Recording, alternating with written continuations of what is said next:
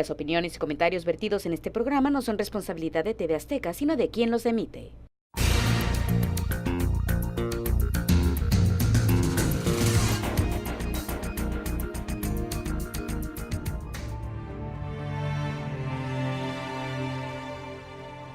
¿Obesidad, el flagelo de este siglo? Las estadísticas recientes de la Organización Mundial de la Salud nos indican que la obesidad en México va en aumento. El 70% de nuestra población la padece sin importar edades, condiciones sociales o grupos étnicos. Además, se asocia principalmente con la diabetes, enfermedades cardiovasculares, trastornos óseos y algunos tipos de cáncer. Si no se toman medidas urgentes en poco tiempo, estaremos rebasados en este problema que ya cobra millones de vidas en nuestro país y en todo el mundo. Hoy pondremos sobre la mesa este preocupante tema, donde dos expertos nos explicarán las causas principales de esta enfermedad y las vías de solución, tanto preventivas como de manejo diario a partir de una saludable alimentación.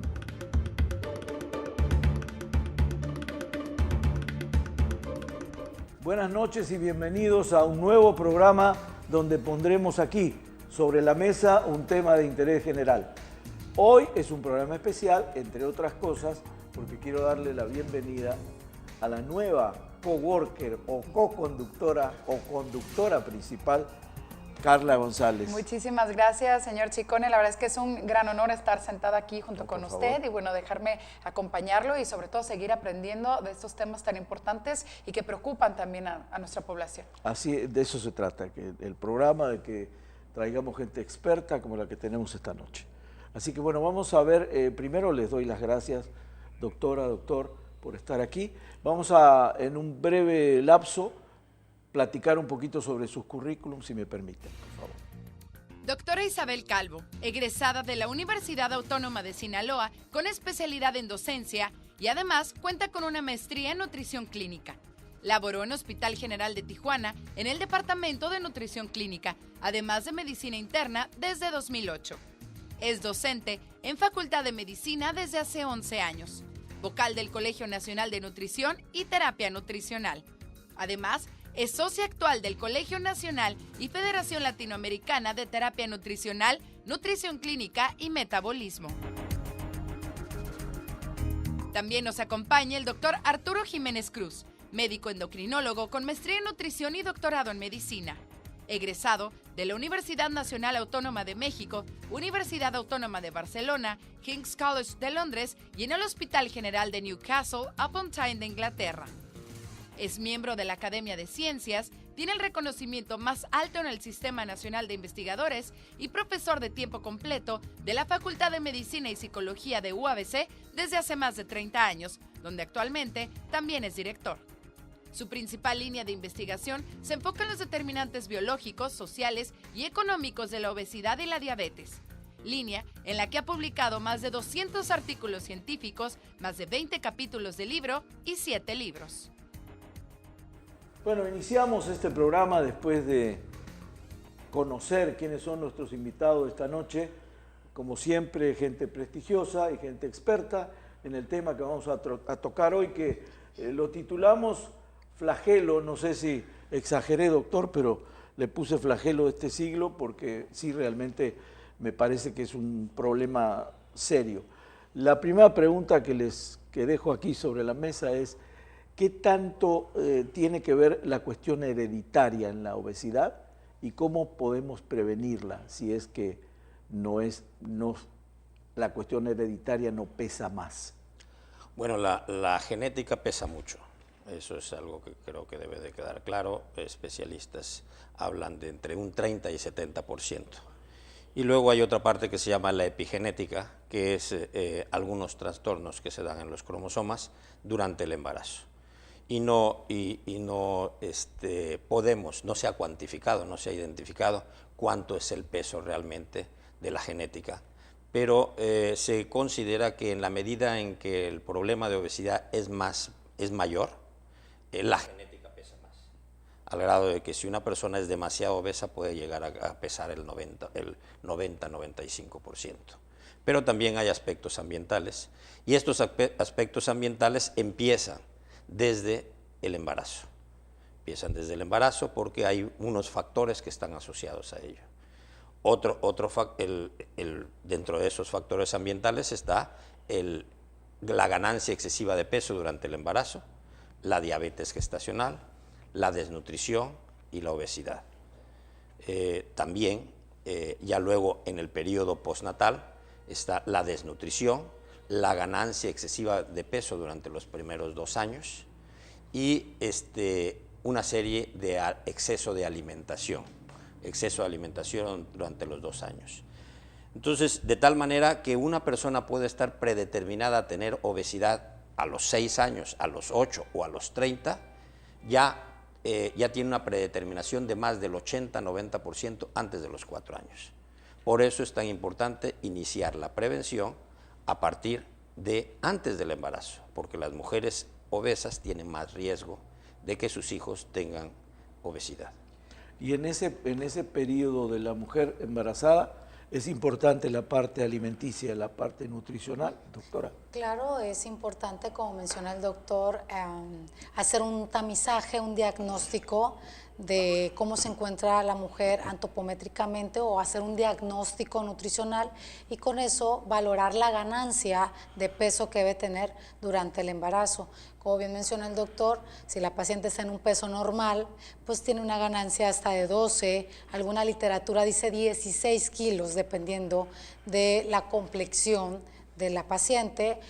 Algunas otras revisiones dicen si la paciente tiene sobrepeso hasta 7, 9 kilos y si tiene obesidad no más de 5 kilos para evitar que presente algunas complicaciones como menciona el doctor, diabetes gestacional o hipertensión durante el embarazo, ¿no? ¿Qué es la diabetes gestacional?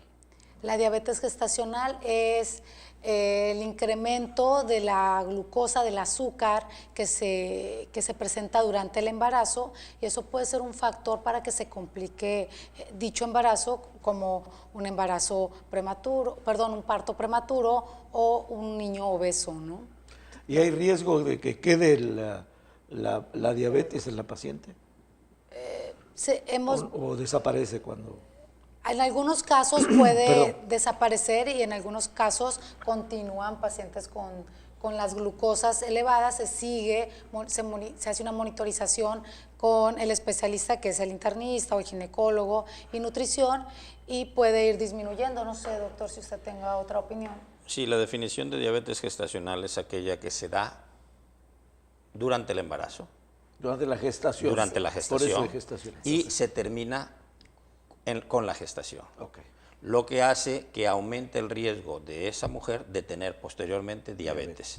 Y el producto aumenta el riesgo de ser obeso, de tener diabetes, de tener hipertensión y de tener los lípidos altos. Muy peligroso. Frecuentemente escuchamos los términos obesidad y sobrepeso. ¿Es lo mismo? ¿Cuál es la diferencia? No, no es lo mismo. El sobrepeso, el indicador hasta la fecha que más se utiliza es el índice de masa corporal desde 1979 y se usa es un índice entre el peso y la estatura al cuadrado. En el caso de adultos, si se tiene entre 25 y 30 es sobrepeso y en el caso de adultos también arriba de 30 de índice de masa corporal es obesidad. Hasta 35 es tipo 1, hasta 40 tipo 2 y arriba de 40 tipo 3. El caso de niños se usa la percentila, es decir, qué tanto el peso del niño en relación a su estatura está arriba de la percentil 75 para un niño de la misma estatura. Y eso se considera obesidad. Entonces, Hace algún tiempo se consideraba que aumentaba el riesgo de estas enfermedades que hemos comentado a partir del sobrepeso. Ahora ya está bastante a debate y se considera que en realidad cuando aumenta es a partir de la obesidad, a partir del índice de masa corporal índice de masa corporal de 30 o de la percentila arriba de 95. De cualquier manera, hay un indicador mejor que es la circunferencia de cintura, que es la que indica lo que se llama la obesidad abdominal. Y esa está más relacionada con la diabetes, con la hipertensión, con las enfermedades cardiovasculares. La de la cintura. La de la cintura, sí. O cuando perdemos la cintura. Exactamente. Y eso se llama obesidad abdominal. Y en México el 90% de las mujeres tienen obesidad abdominal. 90% de mujeres. 9 de cada 10. Sabemos adultos. que México está en el segundo lugar de obesidad infantil y primero en adultos, ¿cierto? No, siempre queremos ser el primer lugar los mexicanos en algo, ¿no? En algo, sí. Pero no es así. Las estadísticas no dicen ni que estamos ni en el primer lugar, ni en los niños, ni en los adultos. Pero sí se ha dicho mucho, incluso lo han dicho gente de la Secretaría de Salud. Estamos entre las 5 primeras en Latinoamérica. Que es preocupante. Que es preocupante, de todas maneras estamos en un nivel muy alto, como otros países asiáticos, algunos árabes, y algunos de las islas del Caribe. Pero de todas maneras es muy preocupante. La obesidad, por ejemplo, en las mujeres en los últimos 30 años ha subido 4.5 veces. En los hombres en los últimos 18 años, que es la información que tenemos, ha subido casi 150%. Y la obesidad abdominal en los últimos 4 años ha subido casi 40%. Entonces está aumentando de una manera, vamos a decir, incontrolable. Y eso es absolutamente cierto. Y alarmante porque aumenta las posibilidades de muchas enfermedades. Yo tengo una anécdota de hace 25 años con un director de cine en la Ciudad de México, que yo le decía que las películas en México de los años 40, 50, aunque hicieran un paneo de público en general, no había gordos. Los gordos eran los actores cómicos, pero no había gordos en la población. Entonces yo le pregunté a don Gilberto si eso era mi percepción. Me dice, no, lo que pasa es que la alimentación hizo, claro que no había tantos gordos, por supuesto. Era proporcionalmente de 10 personas, a lo mejor había una, pero ahora eso ha ido en aumento, pero exponencial, y eso es grave. Y creo que sí tiene que ver con la alimentación, doctora. Claro, sí se considera un factor coadyuvante para desencadenar este tipo de problemas que tenemos ahorita en la actualidad.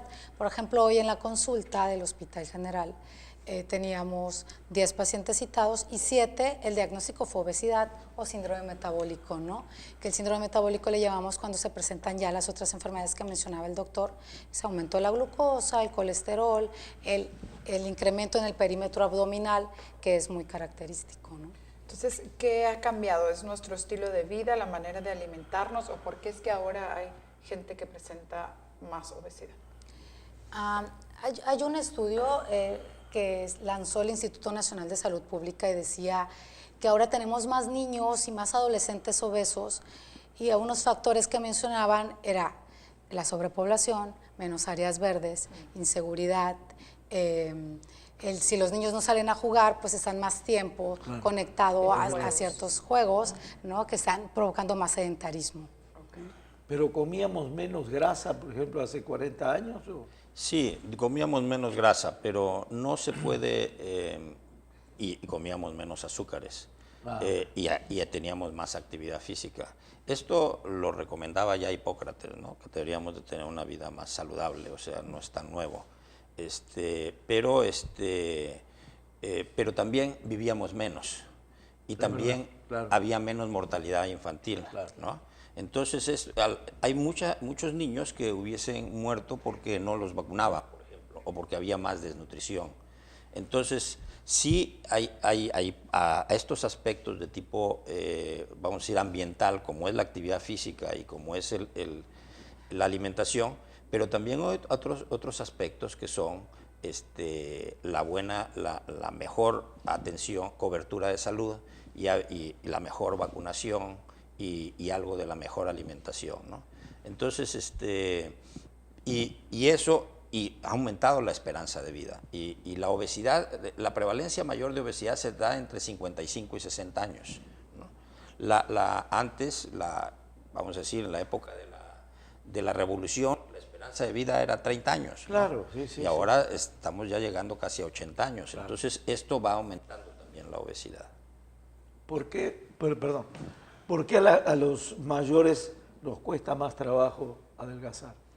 Bueno, Hay factores O nuevamente perder peso. ambientales. Primero, vamos a el biológico. El biológico es que disminuye el metabolismo basal, ¿no? Y esa disminución del metabolismo basal puede deberse a dos factores. Uno, la disminución del músculo, de la disminución. Claro. Y entonces el músculo quema más calorías, ¿no? Y la otra es a que disminuye la actividad física. Y hay otro factor que es que a lo mejor tenemos más dinero y entonces comemos más, ¿no? Claro. Y también hay utilizamos más los automóviles, los problemas de seguridad hacen que uno se mueva menos. Nos damos la más televisión, gusto. Nos digamos. damos mucho más Claro, gusto. claro. Pero si existe alguna edad en la cual ya pasa esto, digo, yo lo he vivido con personas muy cercanas que a lo mejor desde jóvenes, 30 años, y nos hemos dado cuenta que es más difícil, y después de convertirse en mamá incluso, ¿no? Sí, aumenta el peso después del embarazo. También. Y aumenta el peso mientras más embarazos haya. Y aumenta el peso a partir de los 35 años, ¿no? Ok, 35. 35. La edad promedio. Ajá. Pero en estos momentos, probablemente hace 20 años era diferente, pero en estos momentos la mayor prevalencia de obesidad se da entre 55 y 65 años de edad. ¿Qué tanto, perdón, la alimentación, y la pregunta es reiterada, pero tiene que ver en todo esto? La buena alimentación. Yo creo que es muy importante, como dice el doctor, tener una introducción o una información para las pacientes que piensan embarazarse, acudir con una manera preventiva a nutrición y tener un diagnóstico.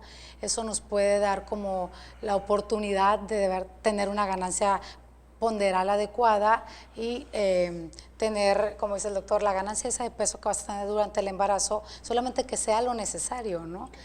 Hay un incremento según el producto. Bebé pesa aproximadamente 3,500 a lo mejor de peso normal, hay un incremento en las glándulas mamarias, el útero, entonces el tener la ganancia ponderal adecuada puede ser un factor positivo para que no se vaya a presentar esto después, ¿no? ¿Qué dice el doctor? Hay muchísimos factores, no nada más es... Claro, es nada eso, más, ¿no? no es el alimento. Pero ¿desde qué edad tenemos que prepararnos para precisamente evitar los primeros signos o rasgos de obesidad? Desde el qué edad? nacimiento. Desde el nacimiento. Mire, la lactancia materna, por ejemplo. La lactancia materna previene la obesidad del niño. La introducción de alimentos que no sean lactancia materna, eso aumenta la obesidad en el niño si se hace antes de los 6 meses. La alimentación durante los 2 primeros años de vida, si se da con salados y dulces, ahí los primeros años se desarrolla el gusto y el rechazo por los alimentos. Si les empezamos a dar sodas, si le empezamos a dar saladitos y cosas de esas, se desarrolla el gusto por lo salado. Lo palativo. Entonces, desde esa edad se tiene que estar controlando al niño. Y es más, le diría yo, desde el embarazo, porque lo que come la mujer durante el embarazo lo percibe el niño. Claro. Y entonces, si una mujer come verduras y ensaladas y todo, las posibilidades de que al niño le gusten las verduras son mayores que si una mujer solamente come fritos y sodas y todo o es eso. Dulcera. O es dulcera, ¿no? Tiene que ver entonces también con la ignorancia, entonces, porque hay quienes a lo mejor no saben ni siquiera que tienen que acudir antes de embarazarse, ¿no? Para revisar esto que decíamos, ¿no? Del peso que hay que comer, o hay quienes yo he escuchado de repente que dicen, es que al niño no le gusta la leche o el agua, entonces por eso le pongo azuquita, o a lo mejor son también que les heredan, ¿no? La forma de ellos alimentarse. Yo le llamaría un poco de desconocimiento, ¿sí? O mala información, porque el no saber introduces otros alimentos, o como dice el doctor, a veces puede ser hasta por comodidad de algunas mamás, ¿no? No puedes decir no le gusta al niño o al lactante cuando ni siquiera se lo has dado. Me pasa muchísimo en consulta que la mamá tiene preferencia por ciertos alimentos y es lo que ella decide darle al lactante, ¿no? Y como mencionaba el doctor, el tener una ablactación adecuada, que es la introducción de los alimentos gradual y progresivamente, a partir de los 6 meses de edad, que ahorita ya quieren cambiar las guías, ¿no? de nutrición sobre la introducción de ciertos alimentos más temprana edad. Pero como dice el doctor, esos son factores que se han visto para incrementar la obesidad. Claro, lo que me resulta complicado es cómo luchar contra el entorno. Un niño va a la escuela y los niños en la escuela están comiendo golosinas o dulces. ¿Cómo? Porque por más educación, claro, la casa es básica, pero se complica un poco. Sí, efectivamente, el desconocimiento no es el único factor. Yo primero hablaría, y es muy importante, el genético, porque si no, si uno le echa la culpa al desconocimiento o a la falta de voluntad, uno estigmatiza a la persona que tiene sobrepeso y obesidad. Y eso es lo que hay que evitar, y es parte de lo que desafortunadamente se ha promovido mucho, implícita y explícitamente, a las personas que tienen exceso de peso.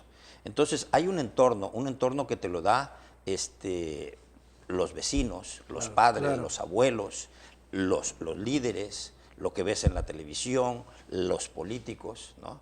Es mucho más fácil entenderlo si uno lo compara con el tabaco, ¿no? El tabaco, se estaban fumando, se tuvo que ir cerrando muchos lugares porque a pesar de que lo conocían, los médicos fumábamos, ¿no? Entonces, esto... ¿Sí fumaba, doctor, usted? Sí, hace 25 años paré, pero sí llegué a fumar, ¿no? Claro, sí, me acuerdo que los médicos fumaban, era normal que fumaran un médico, decías.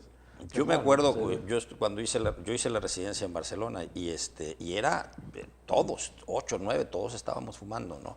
Aquellos ducados famosos. Y los españoles fuman muchísimo. Y han bajado mucho, han bajado muchísimo, a base de prohibiciones, ¿no? Entonces, que no sabían el efecto del tabaco, sí lo sabían, ¿no? Igual sucede con el alimento. Y luego está disponible en todos los lugares. Todas nuestras fiestas están relacionadas con eso. Primero te invitan una carne asada y te dan unas botanitas antes. Y te tienen con hambre 2 horas y entonces a fuerzas le vas picando ahí, ¿no? Claro. Entonces, ese entorno, o vas a una fiesta de niños y ahí exactamente lo mismo. Todos son chucherías y luego vienen los pasteles y vienen... O se utiliza como premio, ¿no? Y entonces eso hace que se aspire más a comer comida que no es saludable. No se da de premio una naranja, un plátano, una pera, ¿no? Perdón, de repente he escuchado esto, ¿no? Que hay quienes dan la excusa de que lo más sano es más caro y que a lo mejor a veces pues unos taquitos salen incluso más baratos, ¿no? Entonces como que ahí la diferencia del precio, ¿no? Pero hay quienes dicen, pues la enfermedad sale más cara, ¿no? Pero hay quienes se van por eso, ¿no? Por la inmediatez y por lo más barato. Nosotros demostramos aquí que comparando la obesidad en una zona pobre como Lomas Taurinas con una zona que es vecina de Lomas Taurinas como Altabrisa, y había más obesidad en la zona pobre que en la zona rica. Entonces, pero esto no se ha visto solo aquí, se ha visto en Cambridge, se ha visto en Seattle, se ha visto en Suecia, se ha visto en muchos lugares. Uno de los factores determinantes de la obesidad es la pobreza, ¿no? Y en lugares como Escandinavia se subsidian las frutas y las verduras. Y usted en los aeropuertos de Oslo, de Estocolmo, va a encontrar que una manzana cuesta $1 y una soda cuesta $5, ¿no? Pero en cambio en Estados Unidos y en México es al revés. Es al revés, claro. Entonces esas cosas son parte de las responsabilidades de los gobiernos, ¿no? ¿Qué entorno favorable crean, no? Porque es muy complicado que pensemos que aquí pasará lo mismo, porque aquí la fruta es más cara, las bebidas son mucho más baratas. Creo que nos están llamando a un corte, así que regresamos en un minuto. No se vaya, que se está poniendo interesante esto de perder el peso o ganar peso. Regresamos rápido.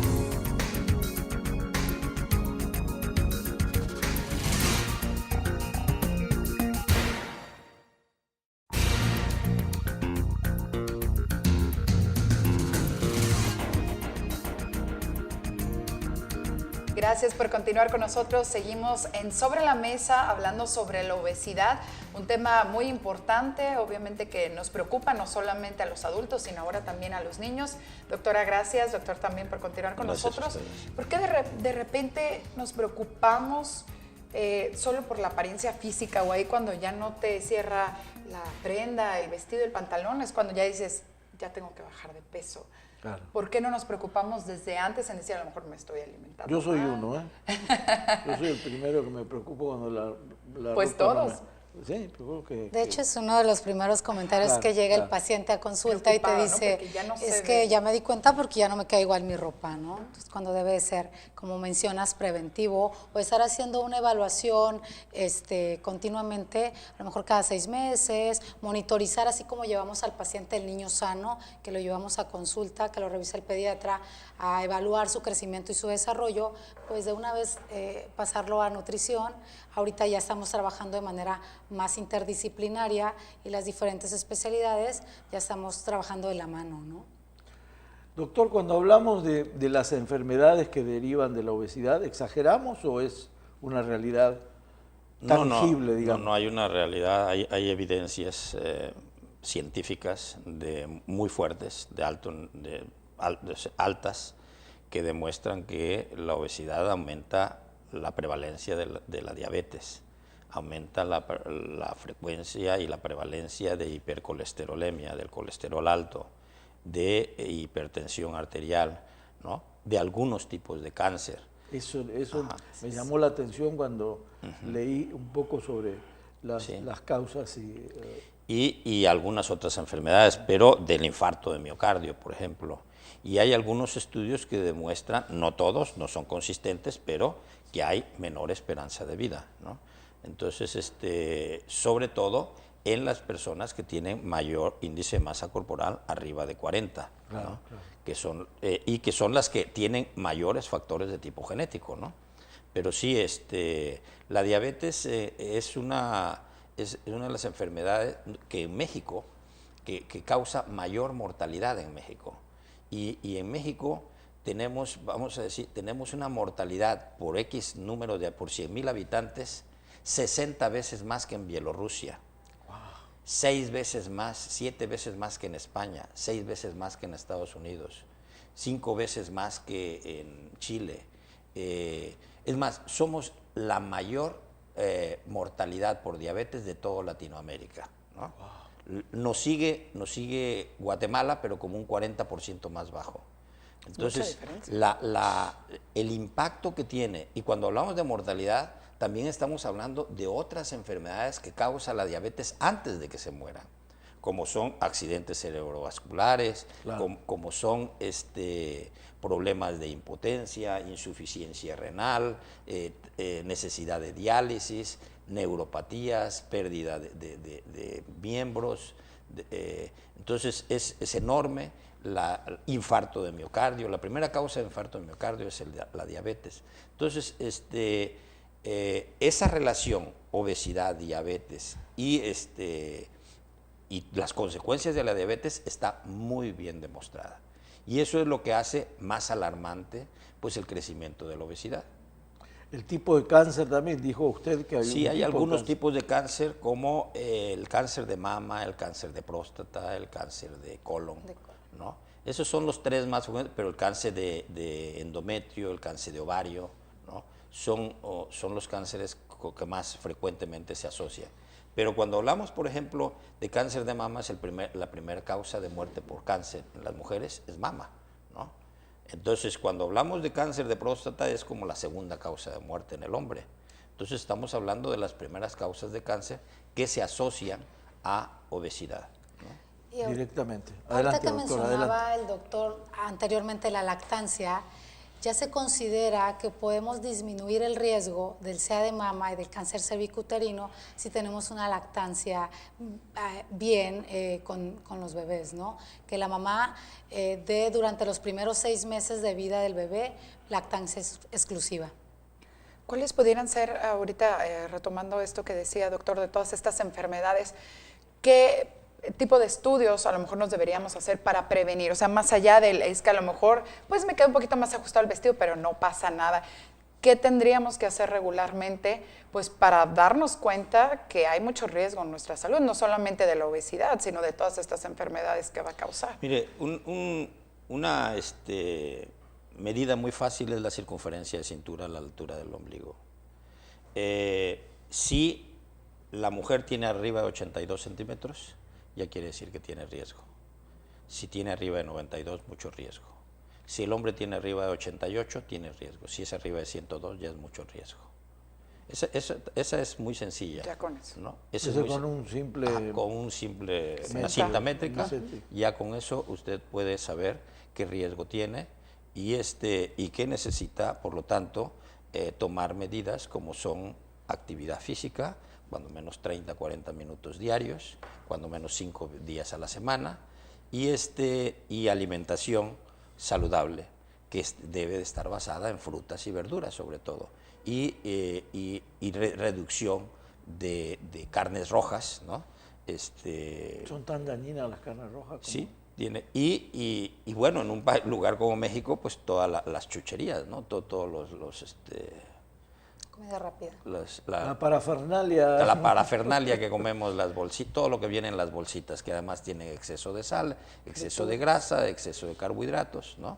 A pesar de que han hecho las pequeñitas, es igual. ¿Qué tan malos son los conservantes o los conservadores? El sodium, ¿qué tan malo es para la salud? Realmente debemos de tener un consumo de sodio todos los seres humanos, pero el sodio natural que ya traen los propios alimentos, como son los vegetales, las frutas, pero cuando ya utilizamos algunos conservadores o conservantes o aditamentos que le llamamos, que viene principalmente en la comida chatarra que veníamos mencionando ahorita, en lo que viene en las bolsitas, pues ya es otro tipo de sodio que ya trae algo más agregado, no es la sal que debemos de consumir normalmente, ¿no? Además de algunos otros colorantes que se les agregan a los alimentos, ¿no? Claro. Todos los individuos debemos de tener un consumo de 2000 miligramos de sodio al día.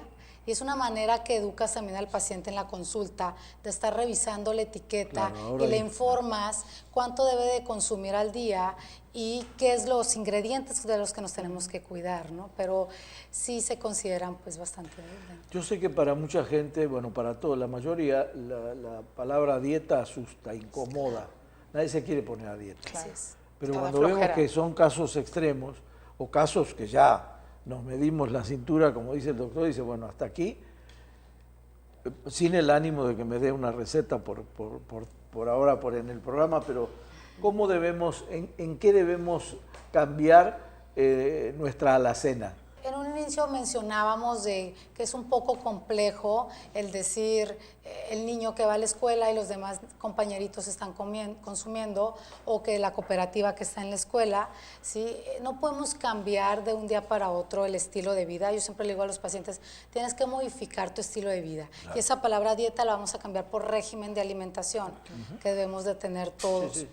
Y les digo a las mamis, si en casa que no tengan esos alimentos, ya vamos a tener un avance en ello. Claro. No puedes meter al niño en una burbuja de cristal, o incluso al adulto, ¿no? En una burbuja de cristal, sino estarlo informando y cambiarlo gradual y progresivamente. Sí funcionan, me consta, yo lo vivo día a día con los pacientes, y el solo hecho de cambiar ciertos factores, como dice el doctor, el hidratarte, el caminar 30 minutos, el disminuir la ingesta de ciertos alimentos, y el no tenerlos en casa, sí hace el cambio, sí hace la modificación. Y la pregunta va intencional porque leemos a cada rato que hay dietas mágicas y hay otras que hay cientos de dietas, ¿no? La de la luna, la del sol, la de la naranja, hay un montón de dietas. Y no sabemos, a veces hay una confusión de qué me sirve para bajar de peso, pero que no es bueno para mi salud, o qué me serviría para bajar de peso y tener una salud apropiada e irme acostumbrando progresivamente a cambiar mis alimentos.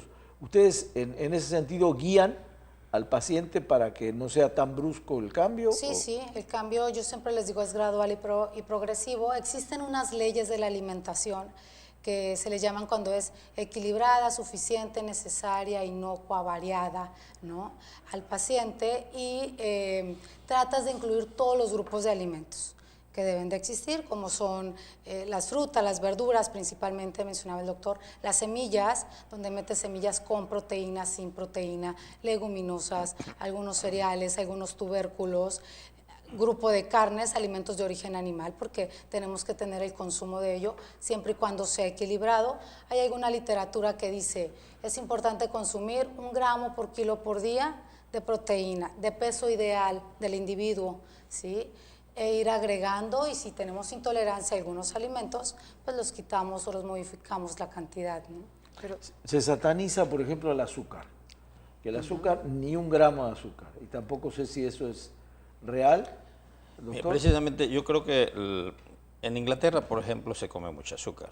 Y entonces el azúcar sí es un riesgo porque sube mucho los niveles de glucosa, aumenta el riesgo de tener diabetes, pero basándonos en lo que dice la doctora Calvo, que tiene que ser progresivo, no puedes quitar todo. Entonces la recomendación es el Reino Unido, donde se come mucho dulce, donde están de tierra de postres, es que se coma azúcar, ¿no? No se puede quitar todo el azúcar. El azúcar da X cantidad de calorías y si tú quitas alimentos que les gusta, las posibilidades de que no te hagan caso y que no te digan son enormes. Es que por eso es que tenemos esta mala idea de las dietas, ¿no? Es que aburrido, voy a dejar todo lo rico, todo lo que a mí me gusta, y por eso es que no la seguimos, porque no nos informamos bien de qué es lo que sí tengo que comer, ¿no? Sí, es que dieta quiere decir todo lo que uno come y la tenemos estigmatizada, porque hay dieta saludable y dieta no saludable, ¿no? Entonces, pues lo que uno come, sea saludable, no sea saludable, es dieta. Y le tenemos miedo por esa estigmatización. Pero yo creo que un buen nutriólogo es la persona que tiene la capacidad de diseñar menús atractivos, adaptados a las preferencias y a la cultura del paciente, ¿no? Claro. O sea, no le vas a dar comida, no sé, a un argentino no le vas a dar picante, ¿no? O a un español no le vas a dar picante. Entonces, igual la comida china es muy diferente a la comida mexicana. Entonces, la tienes que adaptar y hay quien dice, no, a mí no me gusta la zanahoria. Bueno, pues no le voy a dar zanahoria, ¿no? No, es que tienes que comer a fuerza zanahoria porque eso dice el libro. Claro, no. Claro. Entonces, uno tiene que... Esa es o sea, por eso también la nutriología no solamente es una ciencia, sino es un arte, sino es el arte de diseñar los menús adecuados para cada individuo. Doctor, ahorita toca un tema muy importante de acudir con el nutriólogo. De repente vemos ya en redes sociales que hay health coach o muchas personas que a lo mejor no tienen los estudios necesarios y a lo mejor a ellos les ha funcionado ciertas cosas y tienen a miles o millones de seguidores haciendo lo que ellos recomiendan, ¿no? Sí, desafortunadamente esa es parte de las redes sociales, ¿no? O sea, las redes sociales son muy positivas en muchas cosas, pero también son muy negativas. Y antes de las redes sociales existía, nosotros le llamábamos charlatanes, ¿no? Pero hay hasta charlatanes médicos con título y sin título, ¿no? Entonces de eso no lo vamos a evitar, existen en todas partes, ¿no? Pero por eso siempre es bueno ver el título de la persona, de qué universidad viene, hay que ver los rankings de universidades, todas esas cosas, ¿no? Porque sí, podemos tener gente que nos diseñe dietas, nos recomiende dietas que nos pueden hacer daño. Claro. Hay dietas que, por ejemplo, si no tienen determinadas vitaminas, pues aumentan el riesgo de cáncer, por ejemplo, ¿no? Porque tienen, por ejemplo, las carnes asadas y todo lo que es, tienen algunas sustancias que pueden ser cancerígenas, pero además, si no tiene la dieta suficiente vitamina, que le llamamos liposolubles, A, D, E y K, entonces esos son antioxidantes, o selenio, y entonces, si no si no se evita la oxidación, pues aumenta también el riesgo de cáncer. Entonces, todo eso es lo que tiene que diseñar un buen nutriólogo. Okay. Y entonces no es nada más ver los anuncios, ya sea en Facebook o incluso en la calle, ¿no? Sino ver un poquito más de la historia de cada nutriólogo y de cada médico. Más allá de los seguidores del perfil de Instagram o Facebook, ¿no? Y de la popularidad, ¿no? Exactamente. Doctor, usted nos platicaba en el corte que había estado en España haciendo un sí, la especialidad en endocrinología y el doctorado en medicina. ¿Por qué, por ejemplo, este cliché que decimos, los europeos comen quesos, y no son tan gordos o comen embutidos y no tienen tanta índice de obesidad? Bueno, yo creo que hay muchos factores, ¿no? Primero, el factor genético, ¿no? O sea, había, por ejemplo, hace 25.000 años, hay algunas figuras que se encontraron en Austria, Hay una señora, la Venus de Willendorf se llama, que era obesa, ¿no? Pero también hay figuras de personas obesas que son olmecas, aztecas, incas, mayas. Entonces hay egipcias, hay en la Mesopotamia. Entonces hay factores genéticos, pero luego está la cuestión del sistema sanitario y la educación, ¿no? El nivel de educación que hay en Europa es más alto que el que hay aquí. Claro. Y eso hace que sean sean mejores receptores de la educación para la salud. Pero además tienen una cobertura del sistema de salud muy grande. Generalmente es universal en toda Europa y eso hace que mejore la atención, ¿no? Y tienen unos entornos mejores. Entornos comen bien.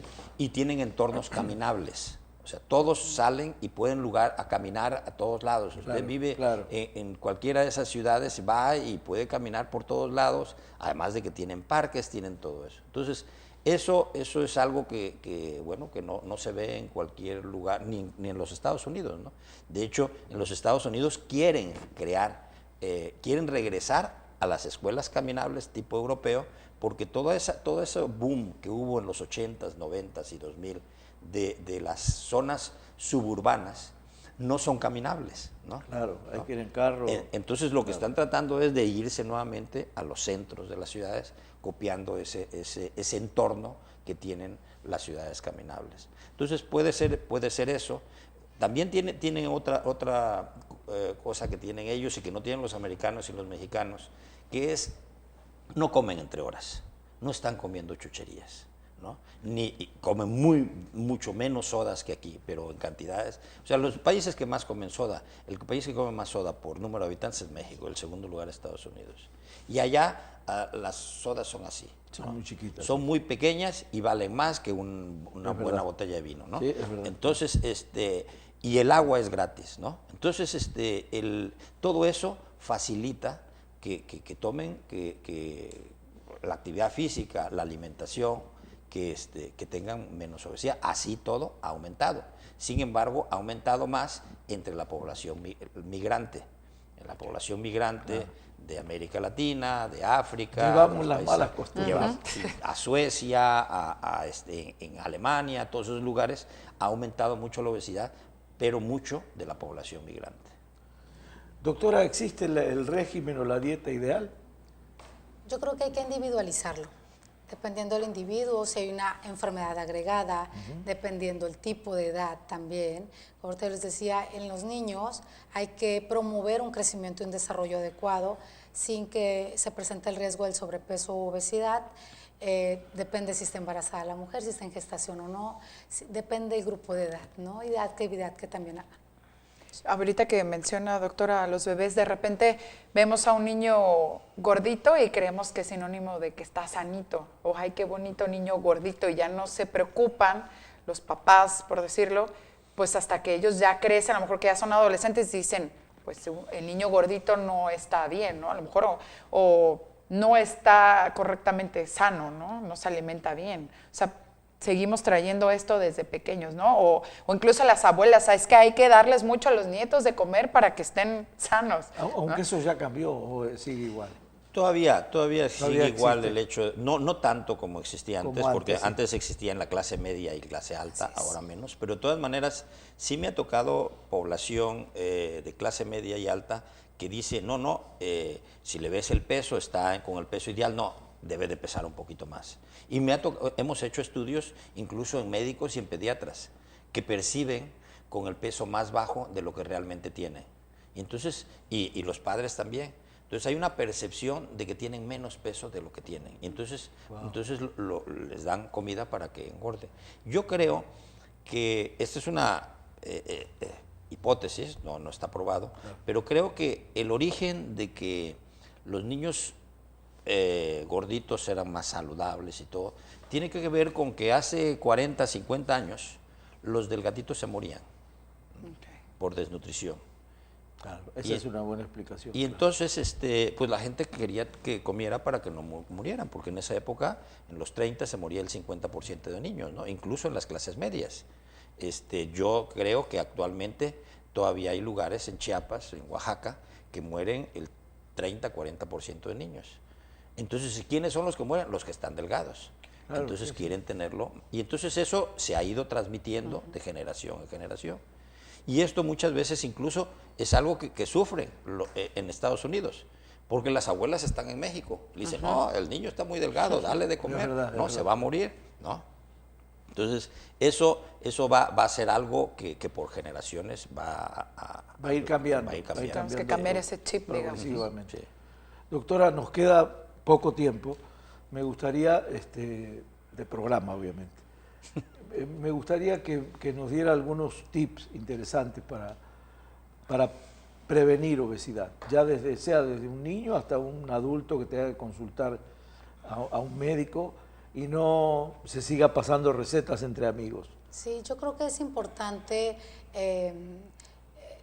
insistir o hacer énfasis en la importancia de tener una evaluación continua por tiempos, y los niños llevarlos cada determinado tiempo con su pediatra. Ellos van a determinar en la clasificación que se encuentre si está en un peso normal, en sobrepeso, obesidad, y si no, si el paciente se encuentra así, tratar de trabajar de manera multidisciplinaria, hacer una dieta o un régimen de alimentación según la edad en que se encuentren.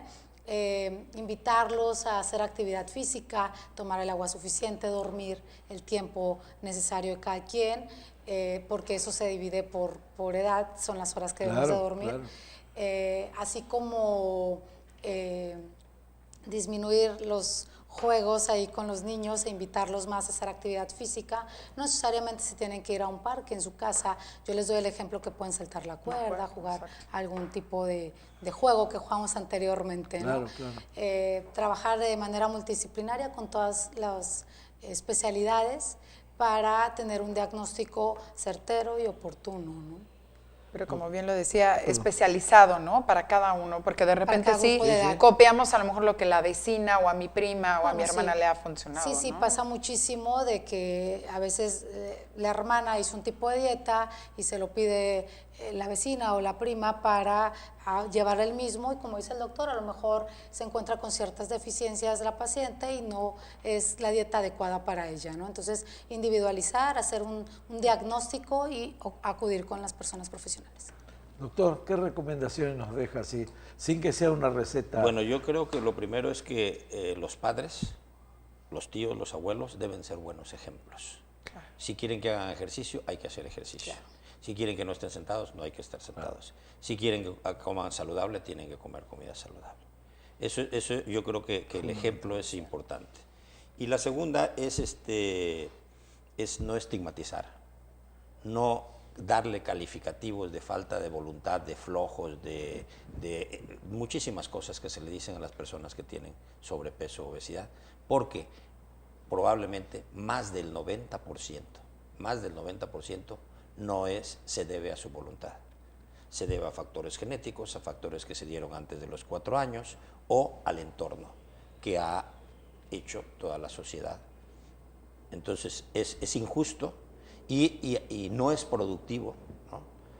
Y además puede aumentar por presión, por ansiedad, por depresión, todavía la obesidad de esos niños y adultos que se estigmatizan. Ser más empáticos con ellos. Compañera, si tiene alguna pregunta para los doctores así para cerrar. No, pues creo que ha quedado un poco claro, creo que sí hay que cambiar desde la forma de alimentarnos, los ejemplos, ¿no? Y sobre todo acudir cuando ya nos hemos medido la cintura, cuando estamos viendo muchas señales que a veces nos queremos hacer ciegos, ¿no? O sea, acudir, de verdad, hacernos los estudios, sobre todo también por lo que pudiera generar después de la obesidad. Muchísimas gracias por haber estado con nosotros. ¿Algo más que gusten agregar? Gracias a ustedes por hacernos partícipe de informar a la comunidad de lo que tenemos que hacer. Vamos a preparar otro programa después para preguntarles, que se me quedó en el tintero, qué tanto el gobierno contribuye a todo esto. A lo mejor necesitamos más programas, no tanto difusión, porque la difusión y la cosa instantánea que nos da el Internet ahora, tenemos información de sobra. La cuestión es qué información o qué contenido de información necesitamos. Sí, claro. Les agradezco otra vez mucho a los dos. Gracias. Compañera, gracias. Gracias por tu debut exitoso. Ay, muchísimas gracias. Y bueno, esperamos que hayan aprendido bastante. Esto fue Sobre la Mesa y nos vemos la siguiente semana. Buenas noches.